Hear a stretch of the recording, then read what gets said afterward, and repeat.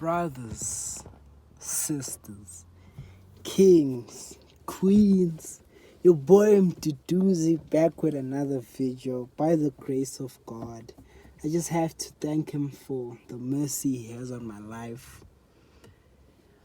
Lord knows I haven't been living right, but I'm just thankful to God that I'm still here and he's still using me right. Surely goodness and mercy are following me all the days of my life. I just thank him really for his unfailing love. It's so deep. I think there's nothing we can do but to give praise to God. God is great. And I say this from so much reverence. But yeah, as you see by the topic, I'm getting straight into it. First time viewers, returning subscribers, shout out to all of y'all. As you see, you need strong reasons to change your life. And I'll add a slash behaviors, right? And this comes from a video I watched by Jim Rohn. I only heard or found out about him yesterday night as YouTube, or today morning. I'm talking like 1 a.m. But yeah, I feel like it was from yesterday night. But YouTube recommended a video by him. I suggest you check him out, JIMROH and Jim Rohn. Man, like what he's speaking, you get so much wisdom and understanding. And he makes Bible references. This is how I know that God is the way, because like every time I encounter some life-changing wisdom or understanding, it's God breathed. The Bible, it talks about it, right? And the Bible's been had that knowledge. So if you knew your Bible, you'd been known. But yeah, he was talking about to change, one of the topics, like to change your life, you're going to have strong reasons. And there's different kinds of reasons, right? He talked about emotions.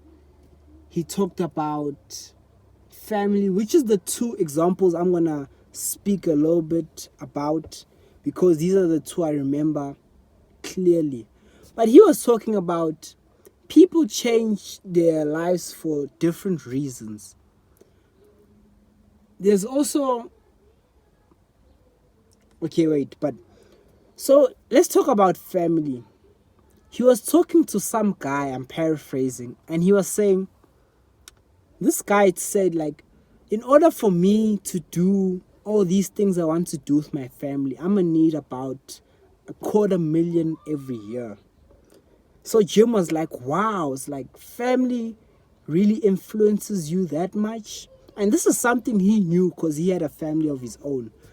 But to hear it from someone else, he understood that another person can get you to change. I've heard about, there's a brother where I stay. Man, shout out to Ntsako. Man, the brother he's a soldier for God. And in terms of material possessions, he's someone you can look up to, right? So a believer, but he's be driving top cars. He has more than 2 cars, if I'm not wrong. He just has, in my opinion, life figured out. And one of my other brothers, right, he was telling me a little bit more about Ntsako because he's given us both a lift. So what my brother was telling me was that Ntsako was telling him that, he left his house. He decided, I'm going to go sell. So he used to stand on the streets, sell ice, if I'm not wrong. Ice, or something to do with ice, maybe ice lollies, I'm not sure. But this was him, firstly, taking a step out of his mother's house, out of the safe way, from getting a job. You know what I'm saying? Like, in my understanding of how the brother told me the story. But he was like, he met his wife, if I'm not wrong. And this is where he saw, is like, I have to be serious. It's like, this is what I can't be doing. Like, I just met the love of my life. And I'm going to stop it there. But like, it makes so much sense when Jim Rohn said that about family or people, I'm just saying, like, I'm going to sum it down to people. You have to have a strong reason to change your life or your behavior. So this is what happens. Like, you can be blessed with a wife, with a husband, and coming across this person, you realize that, you understand that, oh, I have to change my life. There's no more dibbling and dabbling in this, in that. Another strong reason. But yeah, we can't, like, we can go on and on about family. Another example before I go to this next example is a child. You can find it in women, men, a child. Friends also can inspire you on some, I want to do this with my friends. Your family, like, I want to do this for my mom. You grew up struggling, or you just, but I want to talk about a child, because a child really changes you. I often have the mindset that I know if I had a baby, right, at my age, I wouldn't be acting the way I am acting. And that is just, for me, I feel like it's something I need to take advantage of on some. I do not have a child, but let me work like I had a child. Nasty C, in one of his songs, I think it was Jack, is like, I hustle like I got a mini me. But it makes sense. It's like, I know, like, especially the time when I was unemployed, right? God made a way. Oh, glory to God. But I know that I was kind of lazy with it. If I had a child at home crying, or just me knowing, it was probably, like, in these modern times, it's sad, but, the child goes with the mom. And I'd have to be that dad on some. Now I have to fight to see my child and also to provide for my child. So my mindset would be different. I'd be on a different hustle. I know even now where I'm working at, like, even in me, like, there's a specific character I am now, but I know that it would be different if I was a dad. I'd be more serious. And this is, I feel like it's a good thing because I am not a dad, but at the same time, I want to be that serious. Like, but yeah, it's just like, if I did have a child, I'd look at life differently. And you can also imagine and understand where I'm coming from, right? Once you get a child, your whole perspective changes. It's no more, you're no more living for yourself, you're living for someone else. There's many people who have changed because of children. And there's specifically a Forex brother, he's colored, Jason Noah, if I'm not wrong. But yeah, he talked about he had a child at a young age. So he had to go make a plan. And he ended up doing Forex, he's successful. But it makes sense. It's like, also, Lesibi Motupi, a Forex trader. He also had a child. But yeah, like, I understand the perspective. You just get serious. And I don't want to be at that point that I have a child to be that serious. I want to be serious through understanding, right? But yeah, it's like, people influence can be a good and a strong reason for you to change your life and your behaviors. Also, I'm gonna add, shout out to Tegan. So Tegan, she had gotten pregnant. She was a smoker, right? And by the look of it, there was no reason for her to stop, right? Before she had the child, like, she was smoking cigarettes. I'm not sure about all other things, more than weed. But yeah, when she had a child, she had stopped smoking, she had stopped drinking. This is only natural, right? But I believe even though she had craved these things, and I'm not sure, like I can't say, she 100% stopped, which I hope she did, right? But this is what I know, that she stopped.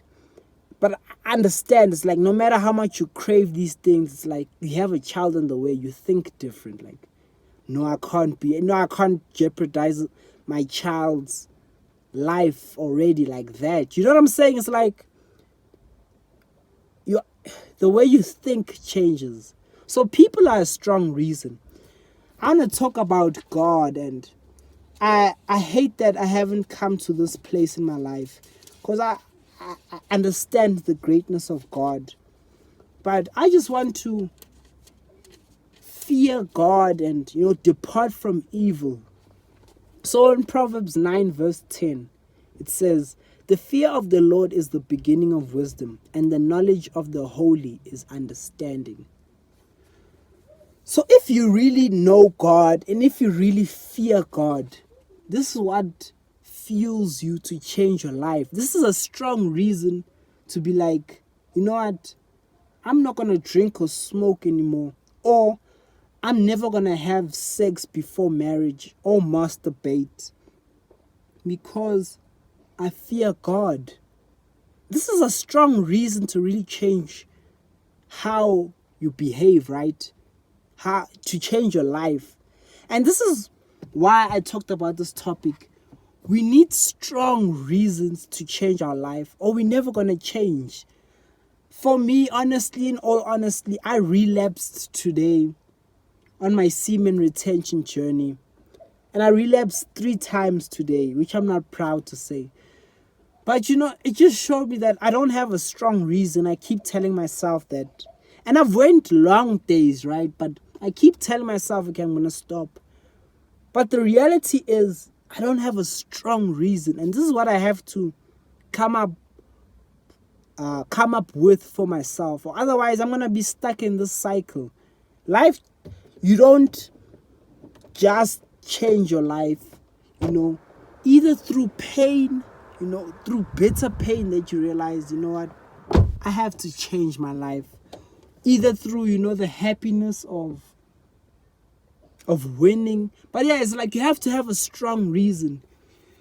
For myself, I'm someone, who went through the lean, addiction, alcohol, weed. And God, I saw the hand of God saving me from all that. So this is a strong reason for me. It's like, because I know God, I will never drink again. And unless, like they spite me, they poison me, or without me knowing. But I understand that I never want to drink again. And this is my reason. It's like, because God saved me from it. I never want to drink lean, because I went through drinking lean, the withdrawals, and I'm like, I never want.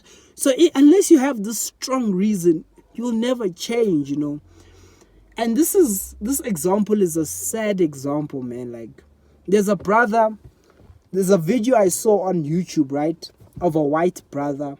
He was overweight. So what had happened was, he was in school, if I'm not wrong, and another person showed, like, I feel like she was a hot girl, but one of the girls, a picture of the brother, and was like, would you ever date him? Then she was like, F no, or just something that really stuck with him. And like, when he was talking about it, he was like, the way she said that, like, he was disgusting, or it hit him different. And from that day, he changed, right? That day, he started working out. And now he's in the best shape ever. But, like, yeah, it's like, unless you get, I would say, a rude awakening like that, it's hard to change, It's hard to change for the better. And this is what I realized is, like, I need to have a strong reason. I want to be a man of unimpeachable integrity. And that is integrity basically that can't be questioned. As I've said in previous videos, like if you know that Mduduzi doesn't smoke, there mustn't be no ifs, ands, or buts, or there mustn't be suspicion. Like, do we really? It's like, like if you know Mduduzi, you know he doesn't smoke. You know he fears God. My bad.